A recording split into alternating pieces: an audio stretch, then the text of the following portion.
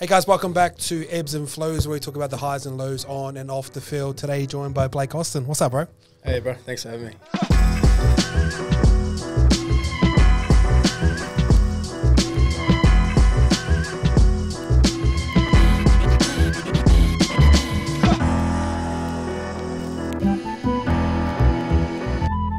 Just got back from Super League. What do you do now?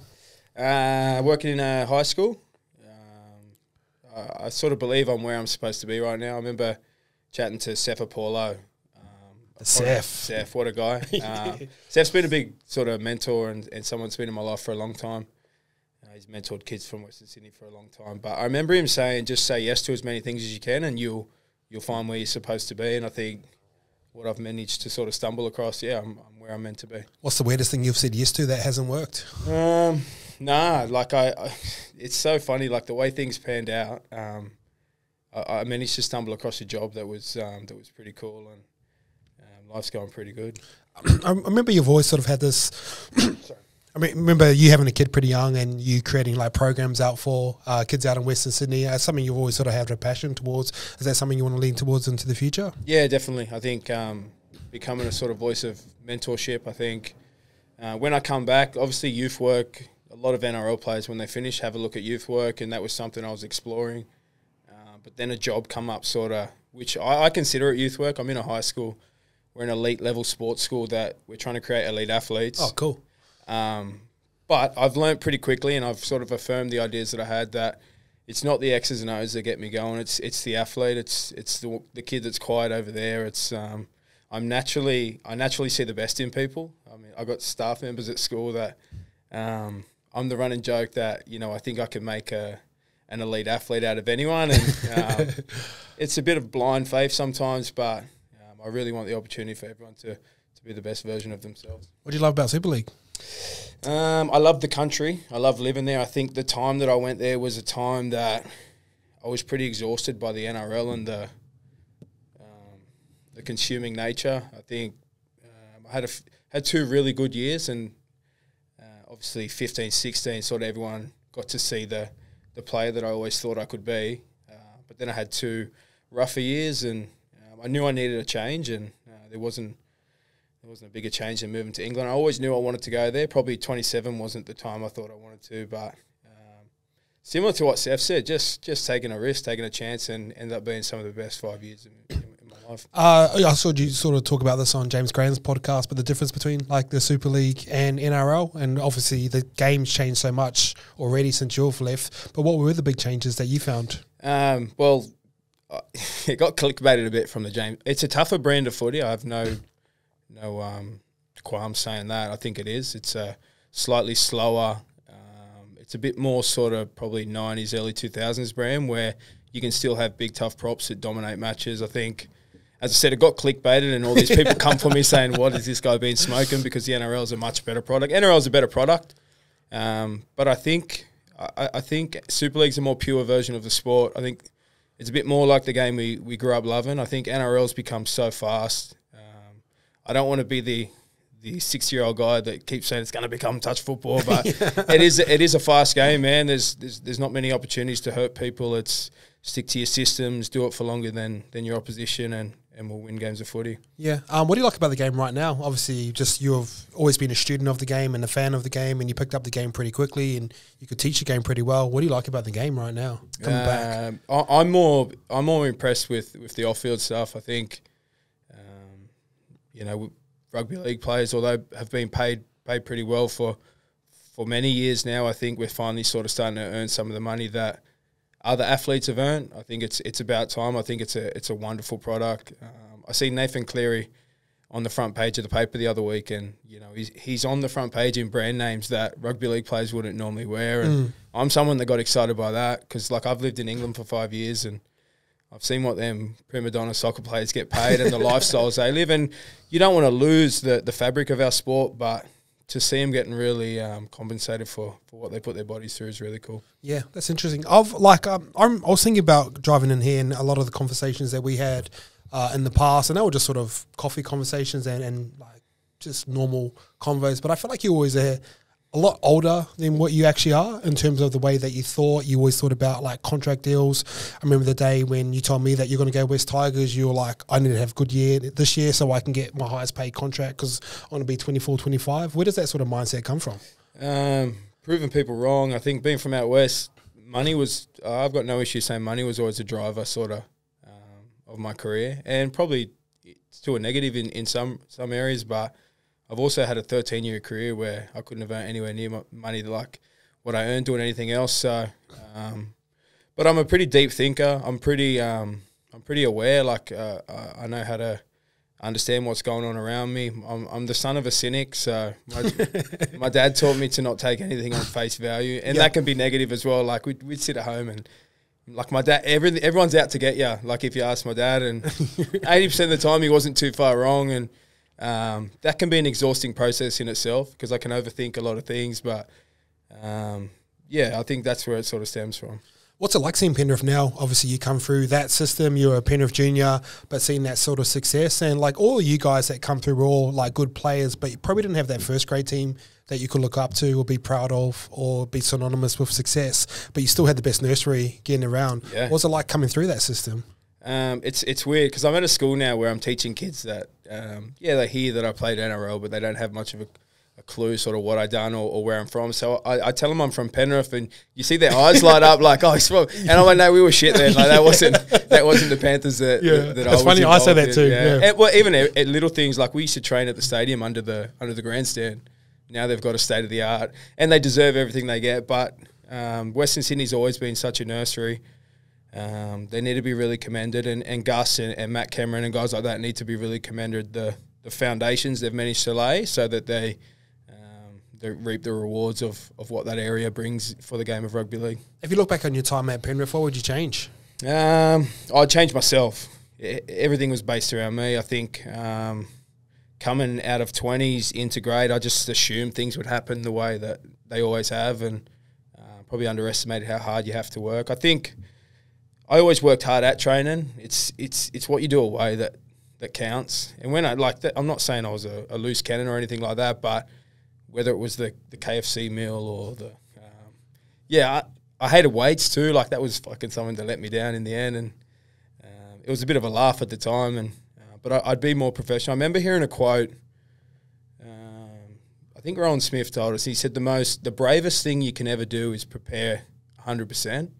And I was like, what's so brave about? Because if you fail, you're leaving yourself no margin for excuse. Do you know what I mean? And at the time, I was like, what are you on about? Like, there's nothing brave about trying your best. And then as I've unpacked my career, I was that guy, I reckon. I was too scared to really find out what I could be because I didn't leave myself margin for an excuse. Yeah, well, that's a good way to. I heard John Jones talk about this even when he was going towards some of his biggest fights, like he'd go out 2 or 3 nights before his main fight just in case. Like, and then on the flip side, well, then if he wins, he's like, well, you know what I mean? Yeah, and you know, there's probably many times he did do it. And I was the same. Like my career still got to a pretty decent level. I'm more than happy with what I achieved. But when I look back and when I think about me on my best day, I probably had the potential to achieve a bit more. Yeah, because I remember the first game I played with you, and like I come over and we're similar positions, and I've kind of just gave me the go ahead, and you were playing out in centre for us at Windsor, and we're playing Tedesco, and you ended up scoring a hat trick on our first game. And I was like, did you feel like you were a victim of your versatility around that time? Yeah, and at that time I had a lot of insecurities around being a half. I think I was. Is it because of body size? Or? No, well, I think I was subtly told on a few different occasions that I wasn't going to be a half. And when I say subtly, no one said you're not going to be a half. But like I remember I got to Harold Matts. I'd been a 6 my whole life, and they said, you're going to be a hooker. And I was like, oh, fair enough. They do this funny thing in Harold Matts for Panthers. If you're a club player, if you're playing for your club team a hooker, you don't get picked in the rep sides as a hooker.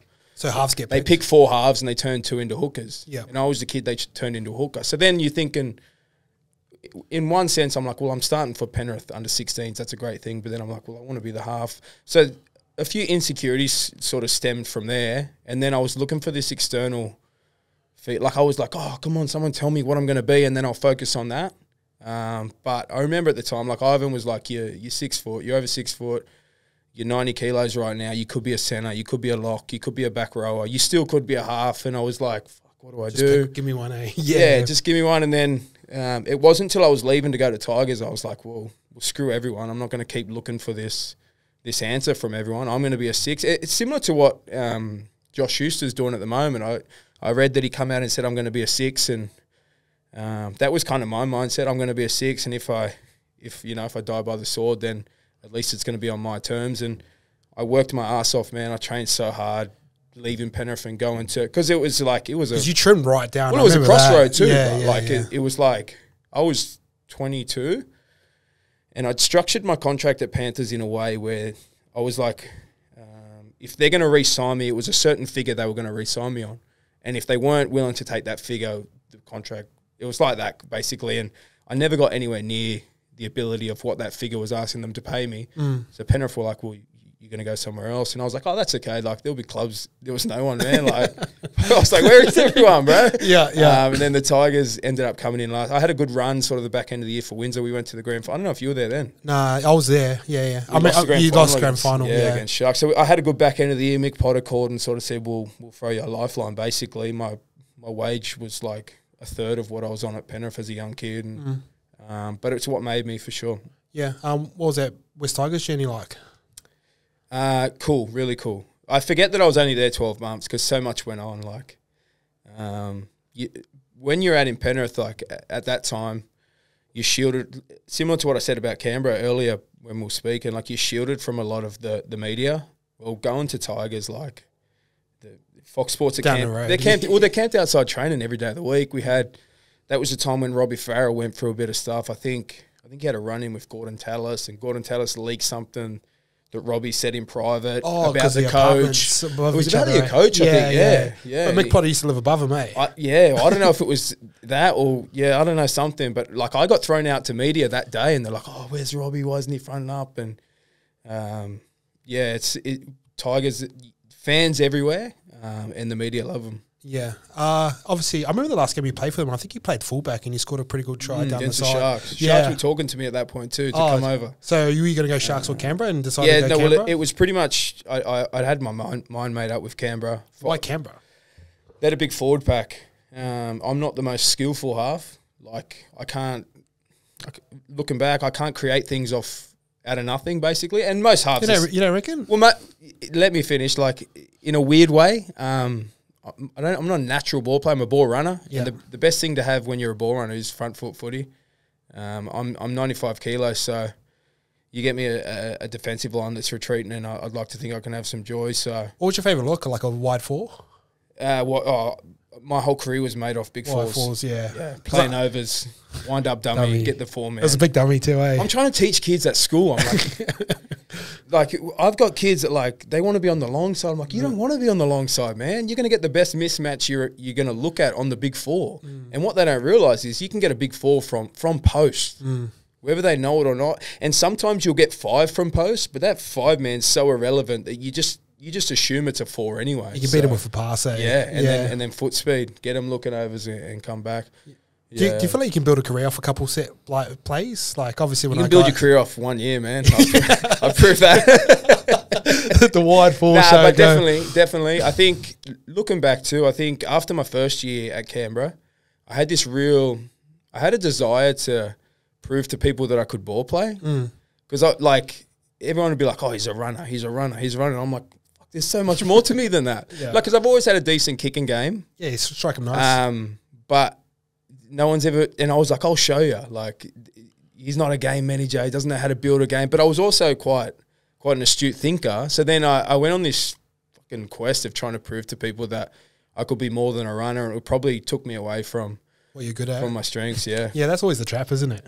It is. I remember, I just thought of this just then. I remember when you were younger, you said to me that, because obviously being halves, defense isn't the most fun thing to do, but you used to, when you were in your junior club, you used to always park yourself on the side where the crowd was.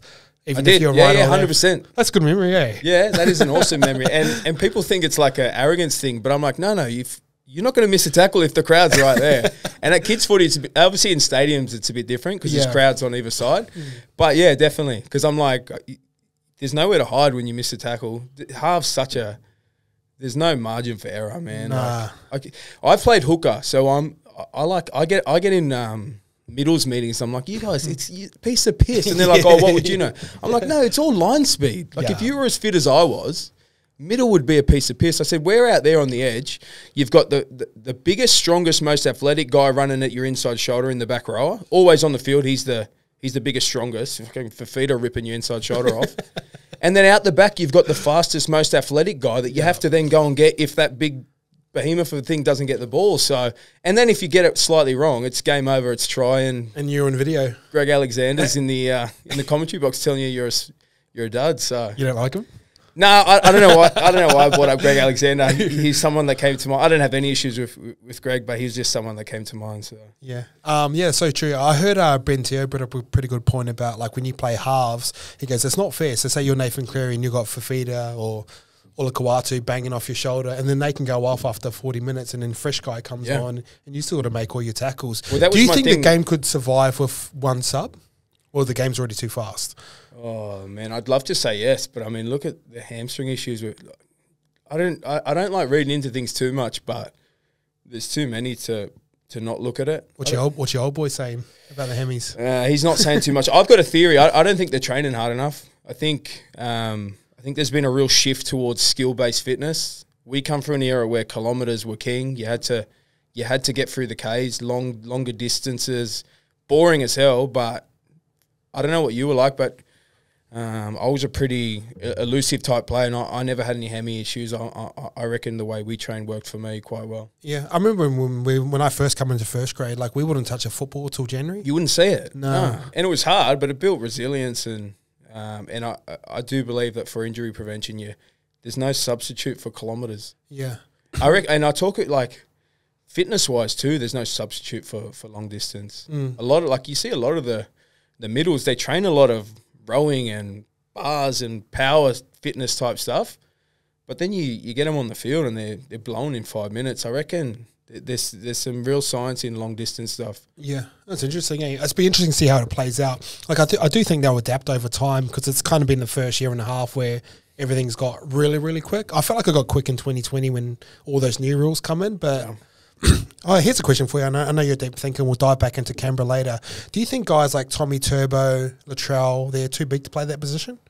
Like in terms of... I was speaking to one of the S&C guys at our school that we work at, and he said he's not made for that position. And I don't know enough about sports science to even really understand what he's saying. But what about the guys, the durable guys are like Teddy, Dylan Edwards? They're kind of that shorter... Yeah, but it's funny you mentioned Teddy, because I like using Teddy like... There's a pandemic of ACLs, man. Like, I'm working in a school, and it breaks my heart. It near brings me to tears when I meet a kid that's just done their ACL, because I know what they're in for. But could you remember a kid that done his ACL when we were young? Anyone under 17 years old? Nah, not I'm meeting 13, 14, 15-year-olds doing ACLs. I don't know if we're like, also like kids now go to physio. I'm like, how old are you, bro? What are you doing at physio? We got like a 13-year-old girl's like, physio said I can't train today. I've got a sore shoulder. I said, how's it feel? She said, not too bad. I said, you'll be right for the skill. She said, oh no, the physio said I shouldn't pass. I'm like, come on, bro. When I was a kid, like you went to see your local doctor. I have a funny story about that. I went ice skating. I was a state runner, fastest kid in my area. I was a kid with the blue headgear. Give me the ball. I'd run around everyone. For 2 years straight, I ran with a limp. I couldn't shake it, man. Literal limp. And we'd get in the car every game, and my dad would be like, it's in your head, son. You've got it. So they're telling me it's in my head. Well, long story short, we ended up working out. I'd been ice skating. I had a fall at ice skating. And when you like, we just go and see our local doctor. So we went and seen this lady that's a local GP, and we're like, oh, we've got a sore knee. And she sort of said, oh, give it a rest. It'll be fine.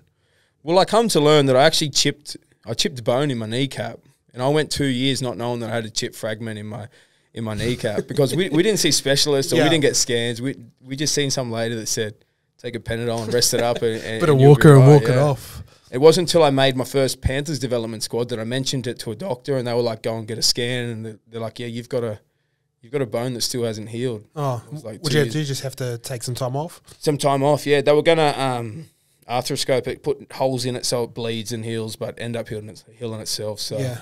But yeah, kids going to physio, man. It's a gig away. It's a new world, man. Physios must love it too. It's easy money. dollars. Just do this. Come back next week, and we'll change to this one. Yeah, for sure. That time at Canberra, obviously, like you took off and your name's getting tossed up. Like, you got Dalian 5 of the year, did you? Yeah, I did, man. Yeah, it was pretty, pretty amazing. It was a whirlwind. I touched on it with Jimmy too. Like people sort of, I had 2 great years, and I'd become, as I said before, the guy that I wanted everyone to know that I could become. Obviously, I teetered it until then. Must have been 24 when I got that. So obviously, I debuted at 20, so I had to lean for, I think, 12 games of NRL before then. Yep. In multiple positions. So to get that was pretty unreal, man. To go to the Dally Ams. I think that was the year that Brisbane and Cowboys played in the final. So Cowboys had Michael Morgan, Brisbane, Anthony Milford, and I think James Maloney was the other nominee. So some handy stock there, eh? Like I still think it's pretty incredible now. Like. Yeah, looking back. Whenever I play half, I always look at nines because that's how you're going to get the ball. You played with Josh Hodgson. Now, like I understand, like he was one of the greats, but was he kind of hard to play with because everything was so ball dominant around the nine? I think it's. I've thought about this a lot. I reckon spine more important than playing styles in your spine are personalities. You need some like. You can't have 4 guys that want to be the main want the man, ball, yeah. You know what I mean? Agree. What ended up happening at Canberra was Josh come the first year, and Josh was finding his way in the NRL. Josh had a good year, but wasn't reaching the heights that he got to. Man, what about the heights that he got to? One of the best English guys that's come over. We signed C's in the off season. Me and him played round 1. Now we get through like 50 minutes. I set up the first try, scored the next try. C scored a try. The flow in the game was unbelievable. Like he was playing on the head here, and I'd swing around, and then I'd play on the keep go. We're getting nice little sequences together, and it was a real 7-dominated game. You know what I mean? And then so he fractures his eye socket. I do my medial, so I miss 3 or 4 weeks, and he misses 6 weeks. So you pull your 2 halves out of the team, and then what happens is then the coach says, Josh, we're going to need you to carry some of the load. And then we turn into this team that's like we're big anyway. Yeah, we turn into this team that's very 9 central.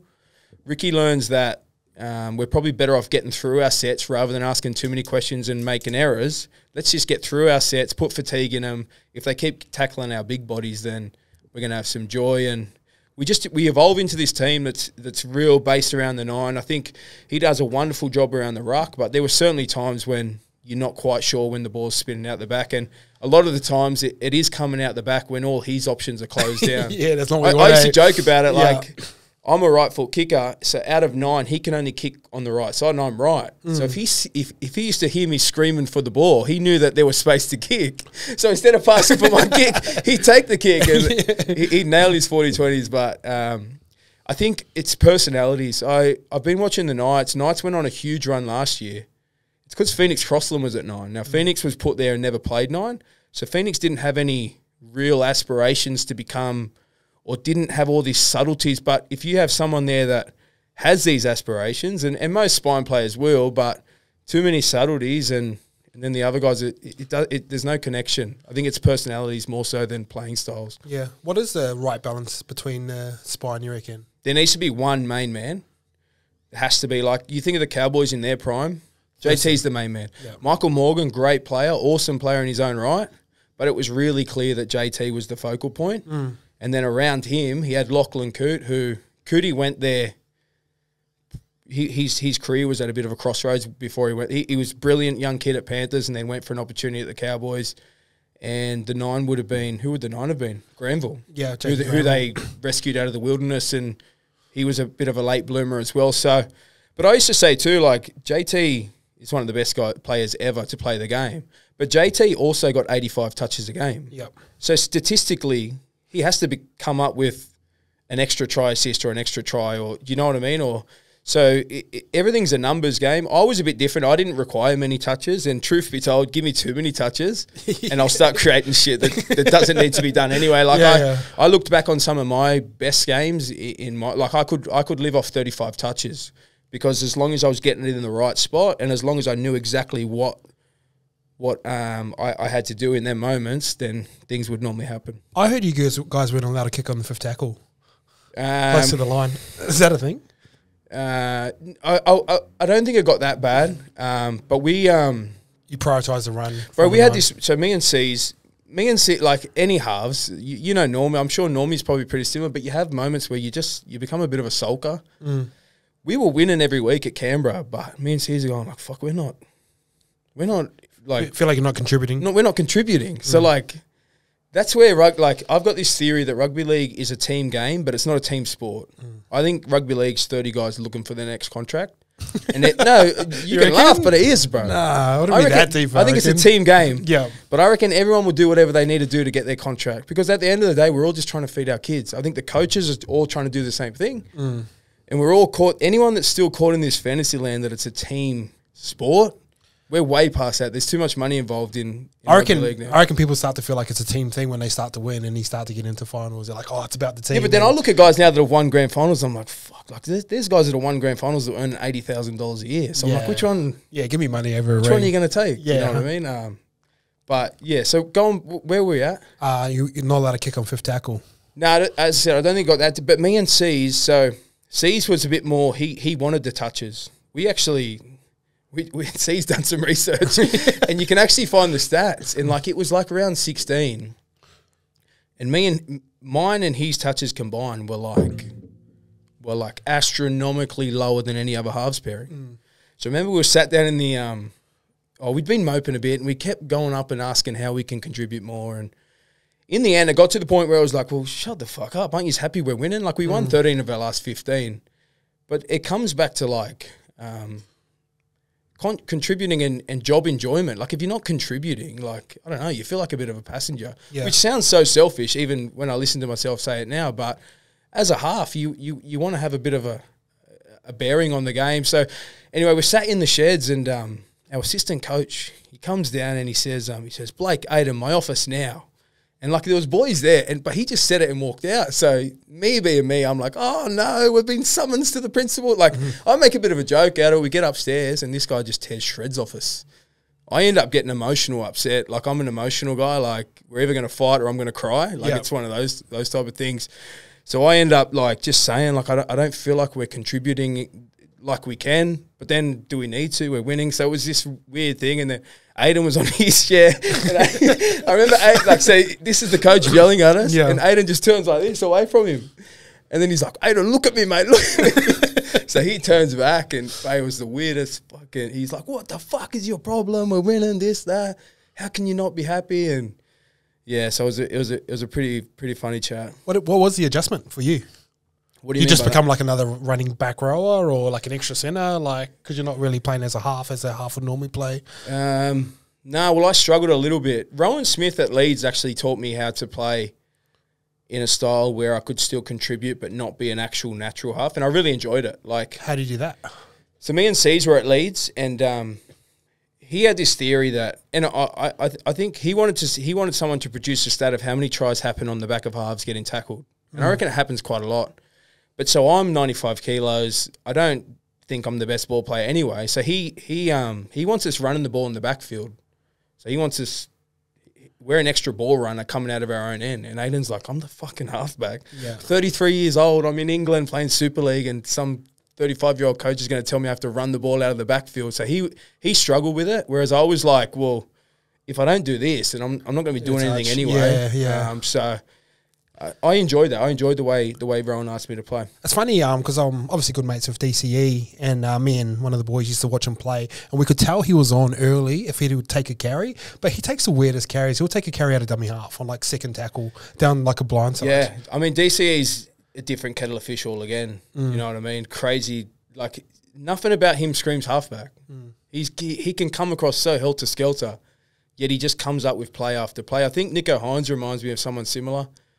I kept him out of my Origin team the other night and watched him play on the weekend. He has to play Origin. Yep. And I was thinking, like, the reasons why people haven't had him in their Origin team is because he's not a natural game-managing number 7. But there we go again, like trying to pigeon. Daly Cherry Evans is not that. And he's been Queensland's best number 7 for years on end. So I think we've all got this idea of how the game should be played. Just let people be their version of their position and see how they go. Yeah, it's a good way to put it, because like I look at, and I know I brought up Latrell and Tommy about body figure and stuff like that before, but like I think because we're so super coach driven at the moment, where everything's about stats and numbers, and you look at Dylan Edwards, he makes 300 meters a game, but like if you look at Latrell, he's going to make 90 to 150 a game, but he might have 3 try assists off the back of that, but it sort of still ticks over the scoreboard, which... Yeah, I mentioned Greg Alexander, but he said something brilliant about Latrell, and it goes back to what I said about JT. Latrell doesn't get the touches that other fullbacks get, because that's the way he plays. Whether that's because of physical attributes or lack of fitness, I'm not 100% sure.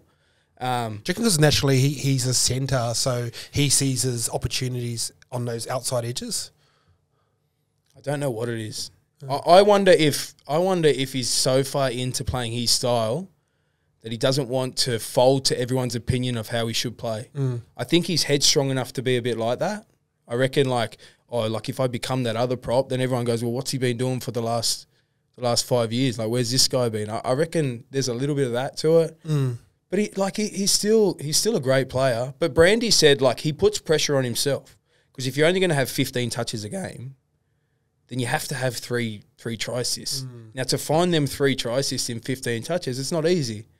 If he expanded his work rate and he got his 30, 40, 45 touches like most fullbacks, imagine the damage that he could do. Yeah, I remember Ivy used to say that about me, because I used to get stuck playing traffic cop, and he goes, start to look for opportunities in different parts of the game, like offloading. Caught him behind the ruck. Yeah, cool. Do this, not do that. And if something wouldn't happen, it would almost fuck up my whole set for me. But he goes, good halves can sort of not only make the game easier for everyone else, but provide opportunities for themselves. I'm working with kids at school, and it was a chat I was having today, but like...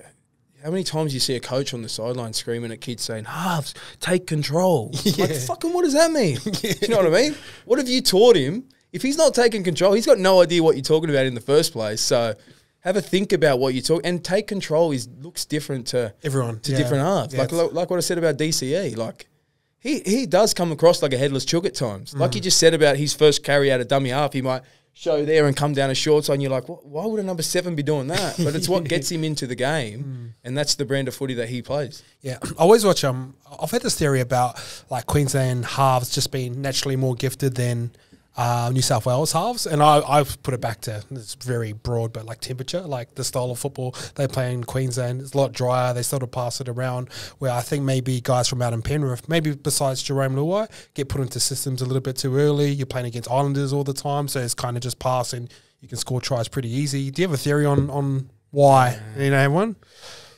No, I think... You know, when people talk about robots, I push back on that a little bit, because I needed a very clear structure, and then my personality took over, and my flair and my confidence. You need structure. Like, I used to struggle as a half because I couldn't, you know, at training when you do unopposed, remember, like, there was this real time in rugby league where unopposed working up and down the field as a 13 was like a thing you did. I couldn't think on the spot that quick. Oh, really? Well, there was no ruck. Yeah. So a guy would take a hit up, then he'd play the ball, and like everyone's going, Blake, what's next? And I'm like, oh, fuck. So like some of them were my insecurities early on too. Yeah. But in a game, you get an 8-second ruck where you can put guys here and put guys there. But you need a structure, and then you need to allow them to fail. I think halves can't have fear of failure. And I think there's too much of that in the kids' game. I see coaches on the sideline. There's an element of shock in their voice when a kid's dropped the ball for the 3rd time trying to throw a flick pass. I'm like, do you not watch NRL?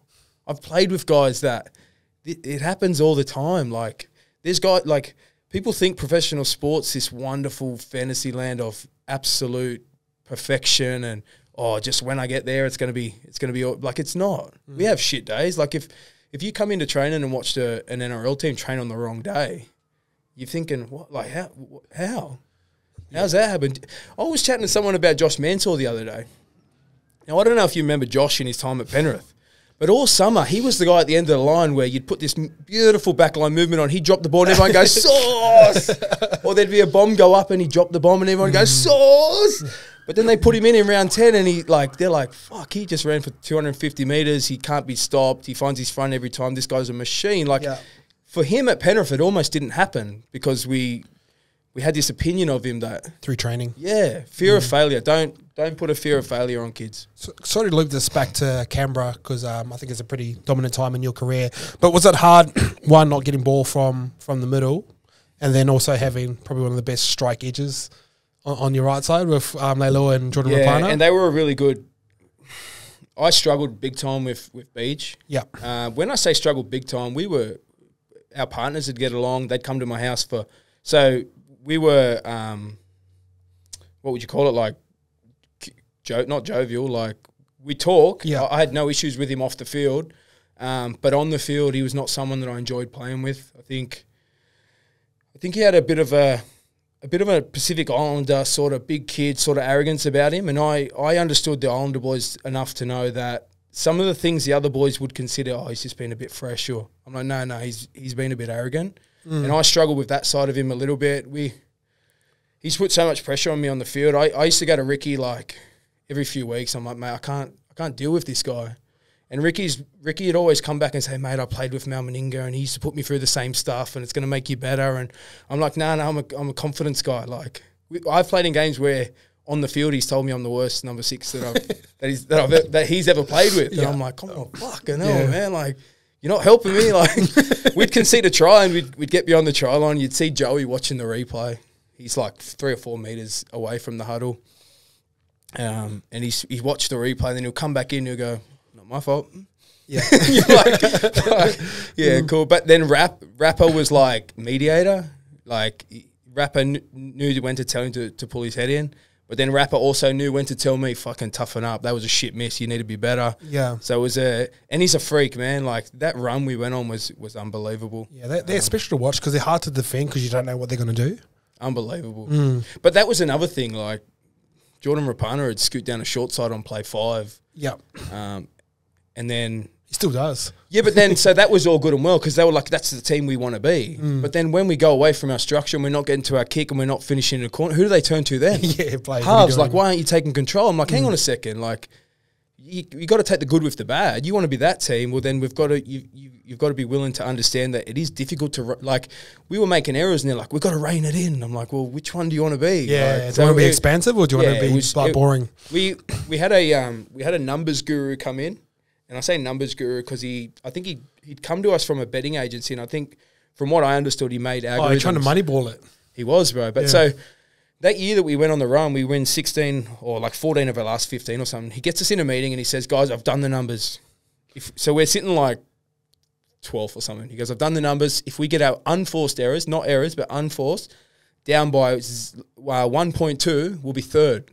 And we're like, okay, so get our errors down. We'll be a better team. Yep, it's not really rocket science. But anyway, we ended up getting – so we targeted unforced errors. So we created a system where when we'd come to video, they'd say, that one we can live with, this one we can't. Getting up to play the ball, that's shit. An opportunity to score a try, we'll live with that. We get it down sort of how much he tells us to, and we win 14 of the last 15. Oh, wow. We get to within one game of the grand final. That's Joel Carbone. I think he's head of recruitment now at the Raiders. So he's a pretty cool story for no offense, but a sort of nerdy kid that come into the sport. I'm not sure what his background was in actual rugby league, but I think a year or two ago he coached the Premier League team and now he's head of recruitment. So that's pretty cool. Yeah, he's made his way up. Yeah, I was talking to Alex McKinnon one time and he'd had this system from there and the way that they done it. So say someone like Josh Mansell, who would have been on, say, like round numbers 500K, origin winger, representative winger, and he's getting this amount of stats, but then we could pay this guy who's a young kid coming through, like maybe Brian To'o, 150 up front now and get him on a 250, 350 type of contract early, and he can do the same sort of numbers. And he goes, you plug it into an Excel spreadsheet and it gives you the data there. Yeah. I think people started looking at England for those reasons too. I mean, Josh Hodjo earned a massive wicket by the back end of his stay, but I'd imagine they got him at a price that was a bit more appealing than some of the nines, what the nines were asking for when we got him. Super League, how come they keep winning the club challenge? It means more to them, first of all. I don't get it, Like, I can't, like, fathom it. It sounds weird. But Penrith this year, man, like, what were they doing? I think the weather got in their head too much. They were doing those weird turn back in. I feel like they still play that now. They did for about the first 5 rounds, and everyone's going, what are they doing here? And then I don't know if they were just trying to make it interesting and let everyone get a bit closer to them, but no, it means more to them. You would understand. You've been over there, but they put the NRL on this huge pedestal. they understand that like NRL's the pinnacle. They don't like you talking about it. They'll tell you to fuck off back to where you come from if you talk about it too much. But, and they all think they can make it too, eh? Varying. I remember I had a young kid at Leeds. He's like, "Oh, Blake, what do you reckon of my chances of going over?" And I said, "Well, what's your reason? Why do you want to go over?" And he goes, "Well, you know, if it doesn't work out, I can always come back." I said, "Well, NRL's not university. Like, you're not going over there to do a course. Like, you might get better, but you need to understand that if you go there and you're not firing, you'll fall back in the squad. You'll be training every week, not playing, and everyone will forget about you, basically." Yeah. But then he thinks, "Well, I'll come back on bigger money." Because, oh, man, it's heartbreaking, the money some of the players earn over there, man. I remember when I was there, some of the guys were getting paid 5,000 quid a year. They get paid. Oh, don't they? We had a kid, decent player, won a Challenge Cup with Warrington, re-signed for like £17,000. It's like, how? But at the same time, the jobs you work in England you're only earning £20,000. So if you're doing something you love rather than something I don't know. I think the gap between the rich and the poor in the UK is very evident. Do you reckon you have to get it early to succeed in NRL? I look at guys like Dom Young. I think so too. I think Dom Young's a weird one. Like, I know Cease was at Huddersfield with Dom Young, and there wasn't a real plan to use him at Huddersfield. Like, Cease used to tell me about this freak of an athlete, but then you talk to the English boys and they're like, "Oh, yeah, he's not mentioned." Yeah. He wasn't really. He was the guy on the reserves team at training that was just doing his part. But I think I'd love to get young halves over young. Take the sort of Herbie Farnworth route. Yeah. Entrench yourself in the game, and then they're right. They can go back, but in saying that, they have pretty good scholarship systems in the UK. They're almost like military operations. They're so tough, man. Yeah. I think NRL clubs, if they are going to be recruiting kids, it has to be out of the Wigan system, because you talk about military operations. Them kids are raised tough. That's why we've seen. It's funny when I went to Wigan, because I always heard about the club when I was like, and you see them when everything, and you go to Wigan and you're like, fuck, this is a little town. It's random as fuck. But tough as hell, man. Yeah. George Williams, John Bateman. Gareth Hock was there when I was playing. Yuck. He come to Para, didn't he? Yeah. But they're just tough as nails, and the reason they are is, like, I remember we'd always joke at training, but at Wigan, dick on dick, buddy. Like, that's how they train, man. Get tight, get your head in. You know you're in for a match. I remember Tommy Luluai playing there. Yeah, didn't he find my lungs one game? Fucking drove straight through me. I couldn't breathe for. He's up at 3 man off the kickoff too. Hey, yeah. Wow. Being winded is one of the worst experiences for a short period of time. That 30 seconds is awful. Yeah. I had one the other day. Like, get up. Yeah, and you're like, just give me a second. You're trying to find air, but yeah, it's not very pleasing. What's the big difference between the Wire and Leeds? Was it a culture shock when you first went there? With Warrington? Nah. Warrington's. I love my time at Canberra. Ricky and Don Ferner were awesome for me, so it's hard to top them. But the people that run Warrington loved it. I get to speak from the best possible case scenario. Like, I went over at 27. I went over at a time when I was paid pretty comfortably for that league. Like, I remember my agent saying, "Do you want to go to Warrington?" I was like, "Fucking, what do you want about? I'm 27. I'm not." But then he went, "Oh, Warrington's keen, and a few of my contacts reckon you can sort of write your own contract." So I said, "Give me this, and this, and I guess I'll go." And then what was on that contract besides money? Oh, well, it was all financial, really. Oh, okay. Yeah, it was mostly financial. And then he come back and said, "Yeah, you got everything you wanted." And I was like, "Oh, fuck, I guess I'm going." You know what I mean? But I also went at a time when I knew I could switch my allegiance. I knew I had this inner belief that I could go to England and further my career. Like, a lot of guys go there to wind down their career. I was going at an age where I thought I could play some international football, really contribute. I was going to Warrington where they hadn't won a Super League competition, so I was like, that was exciting. And the people involved in that club are some of the best people I've ever met.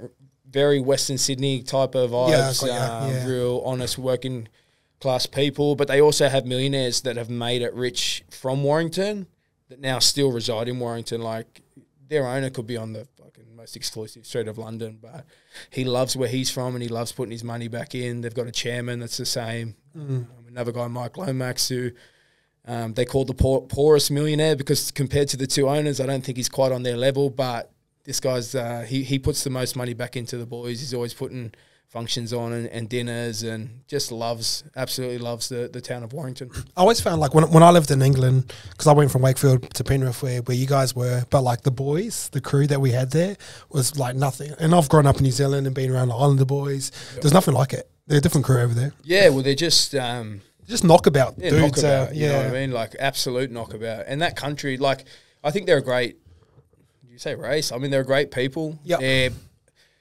What I've found is in Australia, everyone's trying to climb the ladder. It's a rat race. Everyone wants that extra, you know what I mean? Whereas in England, I think there's a lot more of an understanding of where you sit in society. And instead of trying to fight back against it, you just sort of go with it. As long as they can. And that's so that true, sounds like bro. giving up. Don't get me wrong, because yeah. I can't be that person. Like, I was talking to someone the other day, and they're like, you're 33, like, you must be written. And I'm like, no, man, like, even for my kids, they need me to keep chasing, because otherwise I'll just be a thing. But in England, I think they understand as long as they can pay their rent, cheer for their footy team at the end of the week, like soccer, and have a pint, comfortably have a pint, maybe buy a bit of fake clobber, fake tan as well, but a bit of fake cloves, like the amount of fake, but they don't give a shit. Like, that's another thing. Like, you imagine when we come through, if you come into training with a Gucci shirt on. Nah.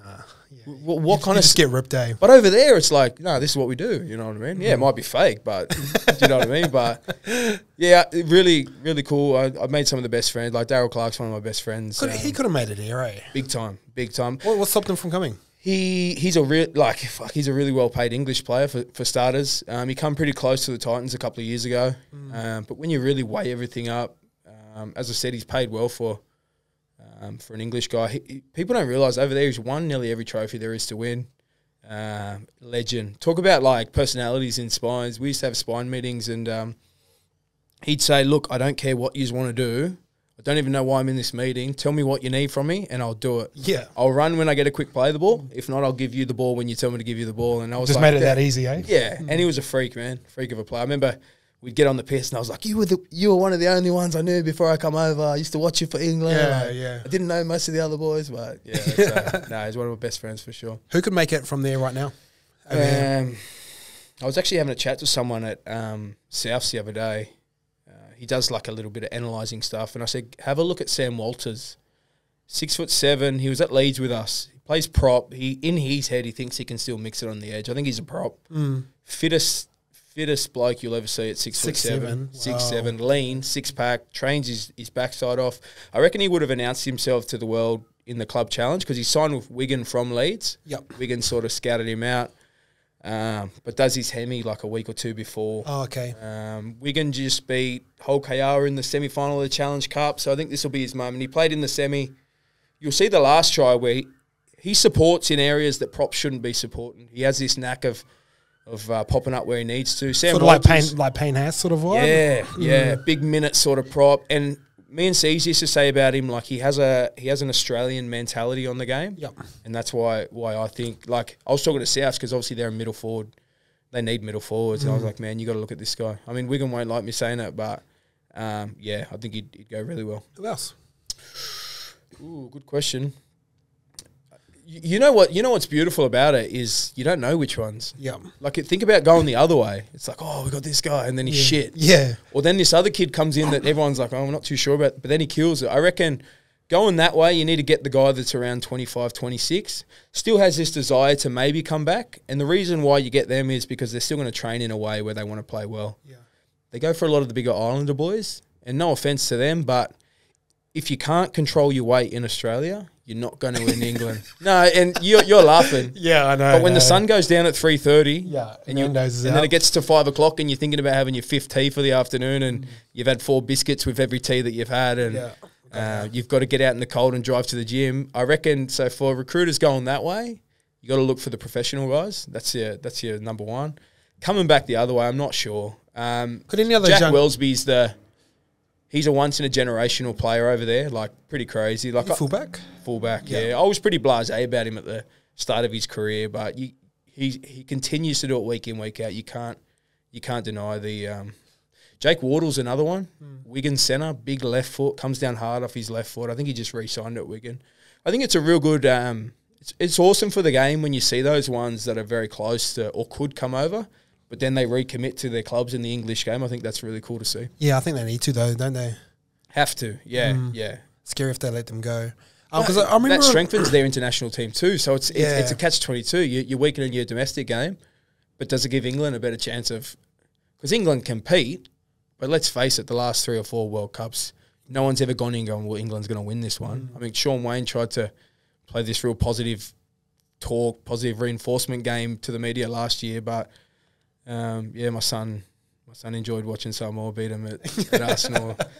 And we sort of followed this Samoan team around in England. That was such a cool experience for my son, sort of a half-caste kid that's grown up in Canberra and then England, been starved of a lot of his culture, to then have this Samoan team that come over and his heroes in Crichton and Luai, and he gets to follow them around, go to the games. We're at the hotel with him after. It's that's cool. Yeah, proud. I was so proud and happy for him that he got to experience it. And as it panned out, my mother-in-law was over at the time too. Like, and if you've seen an Islander, like she was like the proudest. I remember Josh Papali'i gave her his big coat after the match, and there must have been 42 Facebook photos of all the family back in the islands that she got the jacket, and it was just a really cool 6 weeks for myself and my family. How does, changing topics here, how does New South Wales win Origin? I think we do. I think we're finally in this position where we've wanted to be, because every year we try and pick the best Blues side that we can pick. This year our best players can't be picked. So now we're going to have 17 guys that are told they can't get a job done. And I think that's the most dangerous, the best position you could ever be. And I think we've always picked the best player. We need to pick on personality. And I think that's what Queensland have kind of figured out, huh? Yeah. You pick your 2 or 3 star players, and then you pick the right personality. I left Latrell out of my Origin team too, but my brother sort of said the other day, Latrell's like a bit like Dane Gagai at Origin level. Put him in the centres, and he's gonna cause some havoc. So he's another Michael one Jennings always killed it in Origin. Play. Luke Lewis is the best Origin player the Blues have had in, the last 20 years. So this pick and stick, like I think it's a bit of a myth. People keep saying, "Oh, Queensland picked and stick." Well, they didn't. They had the best players, not only at Origin level, but they all fired at Clubland. They've always had a couple of players that haven't fired, but they've still put them in. But they've never been in key positions. Like, when's the last time someone's questioned one of the picks for Queensland's spine? No, they've picked themselves, and it's been so obvious. Whereas we're like, oh, we need a pick and stick. No, we tried that. Like, Mitchell Pearce was our 7 every year, and don't get me wrong, he was the best 7 that the Blues had by a country mile.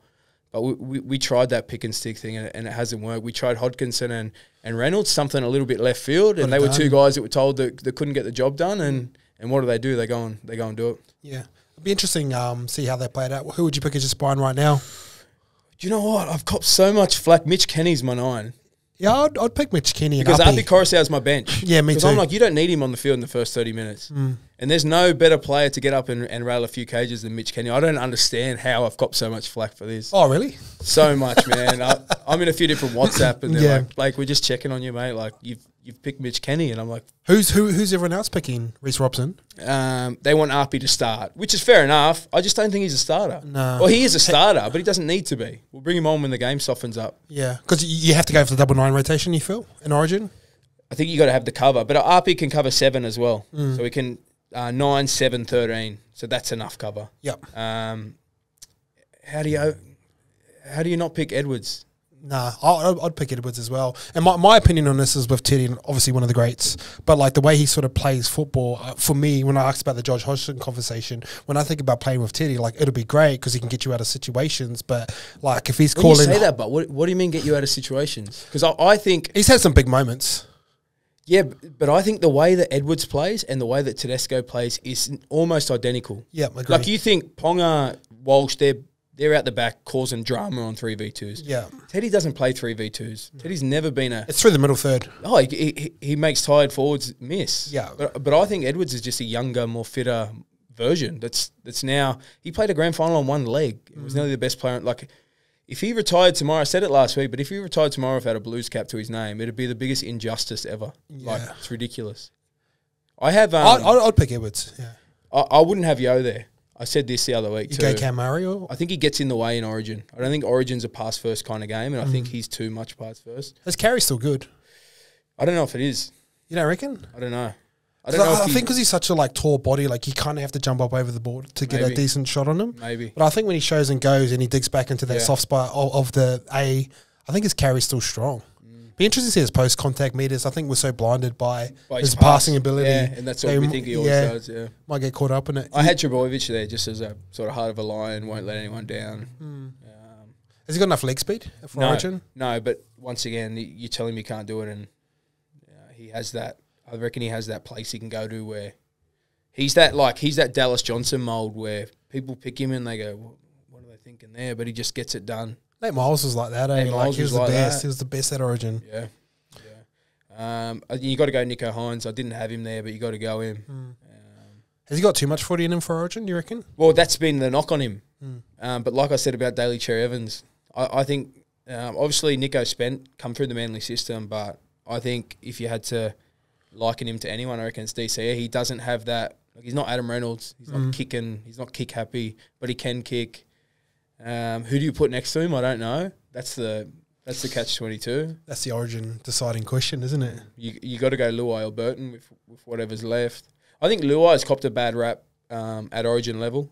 I reckon that's because his personality off the field gives him an easy target. Yeah. Well, I think when he's next to Nathan, I think right or wrong, Nathan can be shielded from a lot of the criticism, and a lot of the feedback after a loss is, well, how do we free Nathan up? Where sort of Luai can get a bit of blame for that. When you're such a dominant duo, a lot of the questions are about how do we help things for Nathan rather than admiring what Jerome does as well. I had doubts over Burton as a 6, probably the start of the year. Yeah, but I said the other day, he's not a clubland 6. Nah. I'm watching him at club going, he's put down 6 on his resume because you get paid the most money. But he's a centre in a good team. Oh, 100%. But at Origin, maybe he's a 6. Big left foot boot. Almost like when Sean Timmins come on. Sean Timmins-esque. That's what I said the other day. I think big left boot can get us out of trouble. Does his D stand up? I don't know. But I reckon in that arena, 80% of people, their D stands up because the arena brings the best out in you. Yeah, for sure. I missed out on Origin, and it's still a bit of I'm still filthy that I did. I had a good enough year probably to go pretty close. I was in the discussions, scored a hat trick at City Country, and I get why they didn't throw me in. But then I'm like, that might have been the occasion that sent me on my path to greatness. You know what I mean? But I guess we'll never know. More money too. Yeah. Yeah. But I think of the Burton conversation is I watched him. The game was on the line and Magic. It was probably the only part of football I watched all weekend. But the game was on the line and they had a good ball set, and he was just sort of parked on one edge and didn't get one touch. No, he's a 6. So this is what I said the other day too: is if he's going to be a 6, he needs a premier half next to him. Yeah, but you can't get paid $1 million if you need another $1 million player next year. That's why in clubland, in salary cap land, he can only be a centre. I think you can only pay $1.5 mega. Panthers that's what's happened at Penrith. You know what I mean? Luai's played backseat for a little while, but after a while you go, well, hang on, I'm going to go get mine. Fair enough. Nathan's got his, and it's been great while it's lasted, but I'm going to go and it's a challenge for him, like he said, but it's also a nice little pay rise as well. Yeah, for sure. I'm excited for Origin. It's going to be good. Yeah, man. Yeah. Who takes over Munster, Dearden or Ezra? Dearden. Yeah, I think so too. That game that he played was in COVID. I was like, what? How are they putting this kid in there? But he was unbelievable. Yeah. And he's only gone to bigger heights, chasing down blokes, tough as nails. He's quicker than I thought he is. That chase down, yeah. Yeah, that was huge, eh? Where he got to the 20-metre line, it was like he was done, and then he just goes again. Yeah, he's pretty impressive, man. That's exciting. Yeah, I like Drinkwater in that team too, man. I don't know what's happened to that team. Where are they? They just remind me of that good attacking side. We'll just attack our way out of this. Yeah. Offense is the best form of defense, so they just can't seem to get it done. He's a good player, man. I like him. Oh, I've always been a big fan of him, and even when he was playing a really good team. Yeah, imagine if he stayed at Melbourne, or if Cowboys could just back up what they done last year. Yeah, that'd be good. Who's some other halves that you sort of like to watch at the moment? Because I love watching Jerome Hughes, sort of what we talked about before with Cherry Evans. He's 7, yeah. He's a fullback but he sets up his shape to set up his run. Yeah. I used to go look at my shape, see what I've got, and if nothing was on, my run was always kind of like my last option, where you're probably the other way around. But he'll set up a shape off a 7-4 or 7-3 split or 6-4 split and just go crank right and just go straight through. You look at systems too, but this is where decisions you make around your career are everything. I look at someone like Munster and I think, I could have been a Munster. We're very similar in the way we play. But Munster found himself in a system where from the outside looking in, the coach is really hard on him, loves him. You can tell he loves him, but he's also really hard on him, expects a lot from him. Maybe I thrive in a system like that. Do you know what I mean? So I think it's really important. Money's cool, but if you want long-term success, you've got to put yourself in the right environment. Well, I obviously come back to the game now, and there's a lot of things going on. A lot of players doing podcasts in terms of media. You said you love everything outside the game. What do you like outside the game the most at the moment? What's a couple of things that stick out? We live in a day and age where you've got to be brave to be yourself. I admire Latrell for that. I think he shows up. I don't like the way he plays his footy. I can say that comfortably, but as a fullback, I mean, like Origin and that, he's a freak, and he is a freak, and he's this big. The game, whether they like him or hate him, the game loves him because he gets people talking about rugby league. But he's allowed to be himself. As I said, I think I'm a father of 4 kids, and I just want my kids to be brave enough to be themselves, even in times when it's not cool to go against the grain. I'm someone that likes swimming upstream when everyone's floating down, and I think I really enjoy watching players be themselves. Jerome Luai's a big inspiration. Cops it, but doesn't mind feeling the fire and fighting back. And like the things he done post Origin and that, brilliant. Why not? Why can't he do that? Makes it entertaining, doesn't it? Oh man, brilliant. Because I always feel like if everyone I say this a lot, and like if you look at movies, and if you look at a movie, there's always like it starts good, goes bad, and then finishes on a happy end, and that's kind of like the natural structure of it. But within movies and superhero movies and entertainment, with sports naturally you got to go on the journey, but there's got to be bad guys. Yeah. Imagine if everyone was a good guy. Imagine if the Avengers had no one to fight against. Yeah, 100%. Like, you know what I mean? And makes heroes heroes and makes villains villains. Well, it's theatre. Like, it is, bro. It is. I was a Year 12 drama student, so I can. No, I was, and I enjoy theatre. You know what I mean? It's what sells, and like I've said before that I enjoy now because I get to be a fan. That's because I was too scared to share my. You can't share your real opinions while you're a player, can you? Nah. But some people do. Obviously, they get a lot of flack for it, but in a day and age where you've got to just go with the tide, or cancellation can happen pretty quick. Yeah. I admire anyone that stands up for what they believe. Do you reckon in Fox Sports, like say Paul Kim, for example, or anyone along that line, do you reckon they should be held as accountable as players these days? It's a question I asked a while ago. I've been thinking about where I go with this, and I seen what's the buzz? I actually like Buzz Rothfield. I'll start by saying that, but I read an article he wrote about Latrell on the weekend, and there was a couple of sentences in there, and it said that former players should be allowed to critically analyse players' performance without fear or favour. So it was based around Latrell confronting Braith Vanasta. Buzz is saying that anyone on that TV should be allowed to say whatever they like without any fear or without any favour. That what a load of shit. Like, we've grown up in areas where you have to be mindful of what you say, because it only takes one person to. I grew up in a household where if you say the wrong thing, your dad's clipping you over the head, and that teaches you a natural filter. I think there's become this, and it's the good with the bad. It's give and take. Like they pay a lot of money to be showing our game, and they have to be controversial. I get that. They have to get eyes on the screen, or else our TV deal doesn't look the way it does. But there needs to be consequences to things you say. You can't control how someone perceives what you say.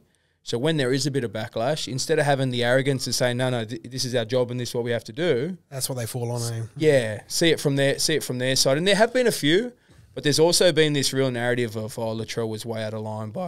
And to Braith's credit, I haven't seen Braith come out and seem real upset about the tough conversation, because that's what we've had our whole life. Like, rugby league players know how to have tough conversations. It's coming back into the real world. I'm like, why can't we just, have it out and then we'll carry on? That's what you do in rugby league, you know what I mean? But yeah, this idea that you can say what you want just because you're creating, like, I think they think they're just creating content. They forget that there's people involved. And the other part of it is like, and I was thinking about this the other day. It's funny that you brought this up, but like I feel like this type of stuff is going to happen a bit more often, where people are going to started getting called out. Like, and especially because I've seen the reaction that they've got off. Yeah, so this will be the natural filter. This is going to be the natural feel to it. So once again, Latrell's taken he's taken the firing squad, but on the back of that, the next lot of players coming through, they're now going to be coming through in an era where, presenters will have to think a little bit. And I don't even think Latrell had an issue with what Braith was saying about him. It was about the club. Oh, okay. Braith went really hard at Blake Solly the other week, and Braith, I thought Braith missed the mark when he went at him because he wasn't coming at him from a 360 point of view. He was a scorned agent. He's upset with the treatment of Lachlan Ilias, and he should be because I don't agree with how they've treated him. Yeah, that's been rough. But he come at Solly from a petty point of view. Now I reckon Solly's had Latrell's back in all the stuff that he's had to deal with, and now Latrell's seen an opportunity to repay that and give it back. And here's what I think's going to happen. And like we said, we've grown up in rough areas, and I grew up in a town where talk shit, get hit. Shit, but like someone will come knock on your door, like they know where everyone lives and stuff like that. But what I think is going to happen, and this is just there's going to be an Indigenous kid or Indigenous person that goes, Latrell's my guy, and then if they see Braith and he's like, I've got kind of nothing to lose here, you know what I mean? Yeah, it's the same way that it's not going to be American style. We're not saying there's going to be a, but there's going to be confrontation, 100%. Yeah, it might be an argument, it might lead into a conversation, which potentially leads into a fight like that. And I remember Paul Kent talking about, and this is 2013, he goes, I don't really care about the Samoan and Tongan game, it's not interesting to me. And I remember George Tafua was like blowing up about it at the time. But if you said something like that now, like you get the reaction of that. And the reason why I know this is because when Jordan Simi almost got cancelled with all his stuff, like the amount of Islanders that were turning on us and hanging outside the house and taking photos and death threats and stuff like that, because they felt a connection to a certain community and they got access to these people. Now I feel like that's going to happen, especially with reporters. And as I said, if Latrell's the one that has to wear the brunt for everyone else, he'll continue to do that, and he's done that on many. I feel for him that, and it's in his personality. I'd love for him to just let it all go and be himself, but that's the role. Maybe that's him. That's him. It is him. He's a protector. Yeah, for sure. What don't you like about the game? What hasn't changed that? I'd love to change this. That stuff. I think we've become too much money in it. You know what I mean? We've become a real young man's game. It's a business, but this business stuff. I think the clubs hold all the power. Like a player has to ask the club for a release from their contract. Who's got the power there? Yeah, club. But so the reason why the clubs don't mind letting them go is because when the club's got that other recruitment issue, they got that wrong. So then they want to tap him on the shoulder and say, oh, you're going to go. So they let it happen one way so that they can rescue themselves for the bad recruitment decisions they make the other way. If they just said, you're not going and we're going to work with you and make you a better player, issue's solved. But it's such big business. Recruitment managers are getting decisions wrong everywhere. No one ever hears about the name of the person that decides to recruit people. No, they just blame the player. Yeah, they blame the coach, and then we all pick up the pieces. But there's a table of 4 or 5 people that have made a decision to sign this player.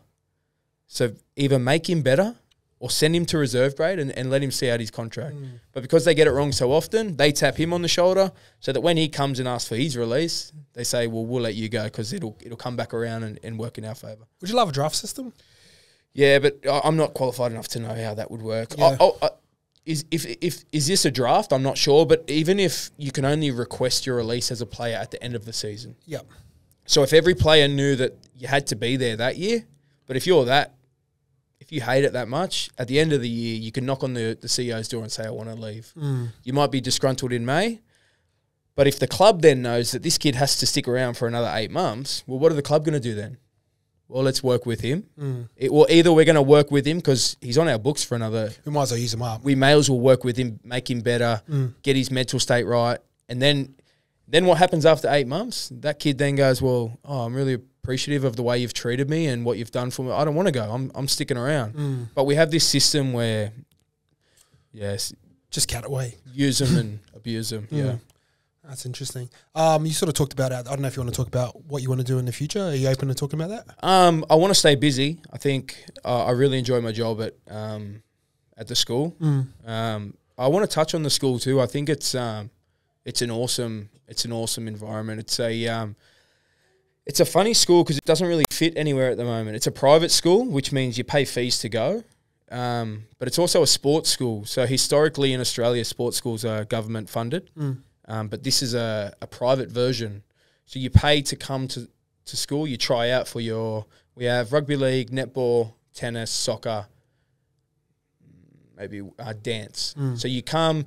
So my son's in the rugby league. He does basketball on a Monday. He's in the basketball program. And then the other 3 days he does rugby league. So he does 2 hours of training a day for each sport.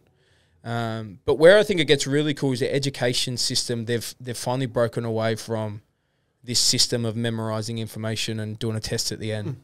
They they do what's called the big picture program in the senior school. So you study what you want, how you want.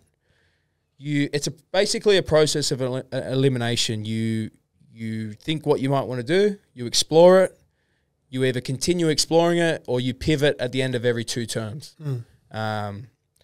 People, like, it's not suitable for everyone because the onus is on you, but that's what creating adults is, ain't it? Like, the onus is on you. If you're not going to do it, no one's going to do it for you. And we've got kids in our school that I can tell it's not the best situation for them. But if they weren't at our school, they'd be at another school doing the same shit anyway. So at least at our school, they're with like-minded kids.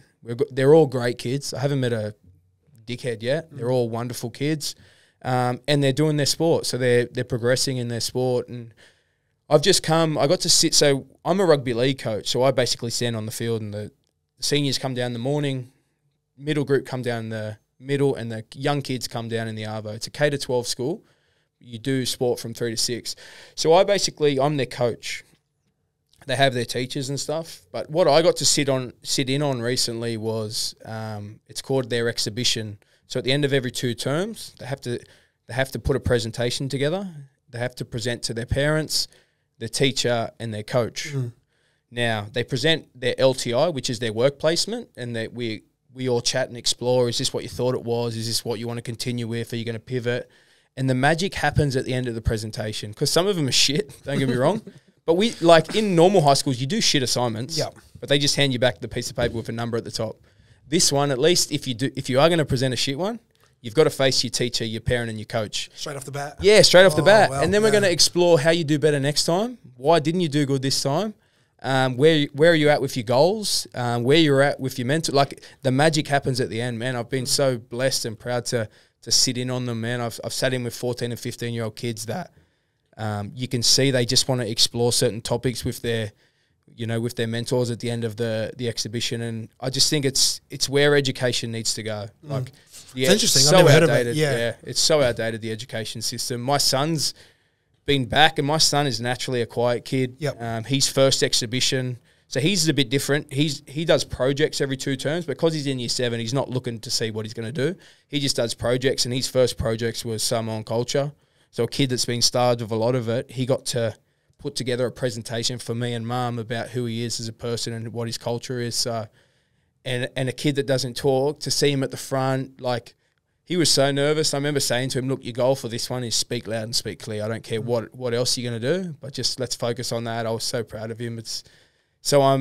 I'm just in awe of this education system. I think it's where school needs to go. How to be a good dad? Oh, good question, man. Good question. I don't think there's any such thing, because I think even when you're doing the wrong stuff as a dad, I think you want to raise kids that are aware enough to know to highlight and recognize the wrong and the good. Like, I think back to my dad, and he wouldn't have read any handbooks, or some of the stuff he done, it creates trauma and things like that. But look at where I'm at. I'm more like, if someone told me at 33 this is where I'm going to be, I take it every day of the week. And you can't have an appreciation for your parents until you are a parent, and not just a young parent, but as your kids grow and hit them stages. And what a dad I had. And as I said, it was not even all the great stuff he done. Sometimes it was the stuff that I didn't agree with that I look back now. But that's what teaches you. I mean, trauma's a big thing, but do you have any trauma? Oh, we've all got trauma. I'm sure you carry some too, but. Yeah, it makes you who you are. It really does. Like, I wouldn't change a thing. I'm so blessed to have had the parents that I've had. Is it hard being successful in your area in life at NRL, and you got a kid who plays football? Like, yeah, he hates it. Yeah, he hates it. And this is something that I want to explore. Hates it to bits. But I was the kid that talked shit about him. Yeah, because I was like, I played against kids that had famous dads, and I was like, they're only making it because of this, and fuck him. Yeah. Why aren't they looking at? But like, it's like swings and roundabouts. Like, now I've got a son that's that kid, and now I have to understand he hates it, like, to tears. I've got 3 daughters. I'm the apple of their eye. They're like, my dad's famous. Like, one of the coolest things you can have is a daughter that thinks you're famous. Like, it's unbelievable. My daughter tells people their dad's famous. You know what I mean? So, but my son's always struggled with it. How are you going to balance that? We're working on it, and it's a battle. I'm in this real battle of trying to create this tough situation, but also given my son all the things that I didn't have. And it's so hard. It's fucking difficult because and my son longs for this like Mount Druitt experience because like he knows I'm from Mount Druitt. Yeah. And Mount Druitt's cool now. So like he's like, I'm like, you're not even from Mount Druitt, bro. You've grown up in Canberra and Warrington, bro. Yeah, yeah. But there's a Pete like, yeah, he longs for it. Oh man, I'm so in awe of my son. It's he's the coolest cat without even knowing how cool he is. That's what's so special about him. At the moment, there's parts of that is to his detriment, but I think in the long run, it's like I watch him in some games and everything's by the book, and if coach says do this, he's doing that, and I just want to shake him and say like be a bit more arrogant and cocky, but in the long run, he'll get there. He listens to everybody. He's not like me. I was a coach's nightmare. That's one of the reasons I don't want to coach because I don't want to deal with blokes like myself, but I'm so in awe of him. Then my oldest daughter's different again. She's me. She has this confidence that she probably shouldn't have. Like I watch her play soccer and she wants the ball every chance she gets. But then at the same time, that's a skill in itself. Like it's like when kids, they get accused of being hogs. Well, they're not hogs. They just know how to get the ball. Your son hasn't quite learned. That's a good way to look at it. Yeah. Hasn't quite learned how to fight his way in. And ultimately, it's a dog-eat-dog world and you've got to find your place in it. So I'm a big believer that your job is to bring your kids into the world. And then your job after that is just to be there when they fall. I think they have to figure a lot of it out on themselves. Because I had kids, and me and my missus were still growing up. You know, how old were you? Like I was 20, not 16. Oh, Come on, I was 16. Yeah, 20. So like, I mean, my oldest son's seen me and mum grow up. And I've come through, you know, some of the years that I come through with Carter was some of the years that I had, you know, too many tickets on myself, and people told me that I was the best thing since sliced bread, and so he's had to watch me grow up too. And it's been this beautiful journey. I think going to Canberra and going to England's been one of the best things that could have ever happened to our family. Yeah, travel's so important, isn't it? Well, you pulled away from every little bit of support you've got. So then what do? You lean on the people that are around you. And although rugby can be consuming, and I'm not always as present as I'd like to be, but really happy where we're at as a family and where we've got to. Got a podcast coming soon? I'm working on it. Yeah, I'm trying not to talk about it too much because hindsight's taught me that for probably 10 years now, I've always had the right ideas. Lack of execution. Like how many times I said that place needs a cafe and then it gets one and it's fucking pumping, or how many times I said buy that house. Oh mate, no, I'm a deep thinker. As I said, I've got good awareness. I'd like to think I'm clever. I know a little bit about a lot. I want to be known as a bit of a mentor. Working in the schools really affirmed for me that I like to see people, like I like to get the best out of people, not in an elite sense. Like I think other people are equipped to do that. The whole elite thing's not for me. I think about coaching and people are like, do you want to coach? And I say, I'd love to be a head coach, but this 10-year journey of an assistant, X's and O's and setting up, like that's not me. Like put me in the hot seat and I reckon I could keep everyone happy. I know what every member of the squad's going through and how to keep them happy, but this journey of coaching is not for me. It sounds, Bad's tried to get me to coach when I was at Manly. He goes, fuck, you'd make a great coach. Like, come along with me. And same sort of thing. Like the way I thought about it at the time was like, I can only influence like maybe 25 to 30 people at a time. And I was doing podcasting and vlogging. Wow, you've got to be a too. Like, you have to let people down. Like I seen Rowan Smith. Oh, you get that in business too. Yeah, I guess so. But I seen Rowan Smith come into Leeds and the nicest person I ever meet, and I walked out the door and I was like, that fucking shit guy. Like the only difference between Rowan and the others was he did it with a smile on his face. But that's what the business does to you, man. Sports are, and that's back to Rowan's doing what he needs to do to feed his kids. And I'm walking that way because I'm trying to do the same thing. I think we're all in the same rat race, mate.